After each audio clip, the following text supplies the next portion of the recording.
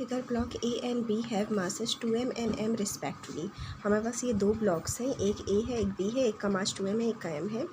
Block A lies on a rough horizontal surface. Block ए जो है हमारा वो रफ हॉरिजॉन्टल सरफेस पे रखे हुआ है, जिसका कोफिशिएंट ऑफ फ्रिक्शन कितना है, म्यू है। The string connected A and B is massless. ये जो स्ट्रिंग कनेक्टेड है दोनों की वो मासलेस है। The pulley two is massless. जो पुली है वो भी मासलेस है and frictionless. An external force F is applied on A. यहाँ पर इस डायरेक्शन में एक फोर्स अप्लाई किया गया है and system moves with a uniform speed. इस चीज़ पे ध्यान रखना, ये एक यूनिफॉर्म स्पीड से ये मूव करने लगता है, मतलब इसका एक्सेलरेशन इस टाइम पर 0 है। On reversing direction of F, अभी एफ़ जो इस डायरेक्शन में लग रहा था वो इस डायरेक्शन में लगेगा, मतलब अभी -x डायरेक्शन में लग रहा था +x डायरेक्शन में लगेगा। और मैग्नीट्यूड उसका कितना होगा, f/2। ये मैंने दूसरा केस बनाया है, ये वाला केस की बात कर रहे हैं। The system accelerate with block be moving downwards. अब इस केस में ब्लॉक बी जो है वो आपका नीचे की ओर मूव करेगा और एक्सिलरेशन से करेगा, जबकि इस वाले केस में एक्सिलरेशन 0 था। देन द स्ट्रिंग रिमेन्स टेक्ट ए इज़। तो हमें एक्सेलरेशन फाइंड करना है, तो सबसे पहले हमने ये वाला केस बना लिया और इसमें हम इक्वेशन बनाएंगे। देखो यहाँ पर F काम कर रहा है, यहाँ पर टेंशन काम कर रहा है। अब ये इस साइड मूव कर रहा है यूनिफॉर्म वेलोसिटी से, तो फ्रिक्शन कहाँ काम करेगा, इस साइड मूव करेगा।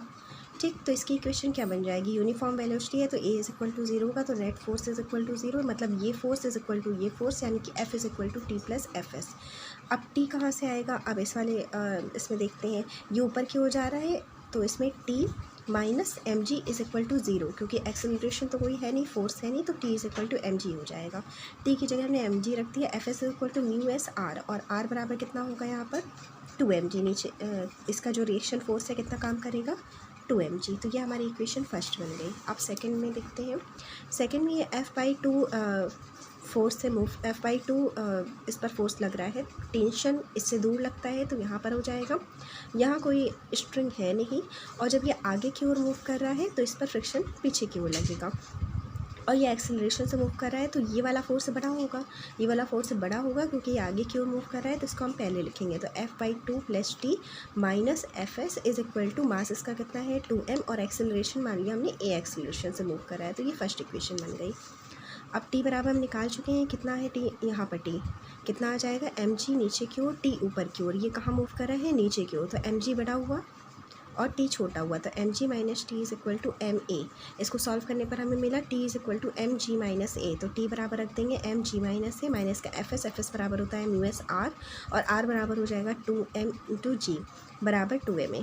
इन सब को जब हम सॉल्व कर लेंगे, देखो कैसे सॉल्व किया है, F is equal to F का मान हम यहाँ से निकालेंगे, mg plus mu S plus 2mg, mg और अपॉन में 2 है, और म्यू एस mg यहाँ पर तो 2 कैंसिल हो जाएगा, और सबको हमने जब सॉल्व कर लिया तो m सबसे कैंसिल हो गए, और हमारे पास बचेगा क्या, केवल a is equal to 3g/6 mu S mu g. ये सब हमें जब कुछ नहीं है, इसको साधारण तरीके से आप सॉल्व करेंगे, कहीं पर भी अब इसमें कोई वैल्यू पुट नहीं करनी है, और सॉल्व करते करते हमारे पास वैल्यू मिल जाएगी a is equal to g/6 in bracket 3 - 2 into mu S. Thank you.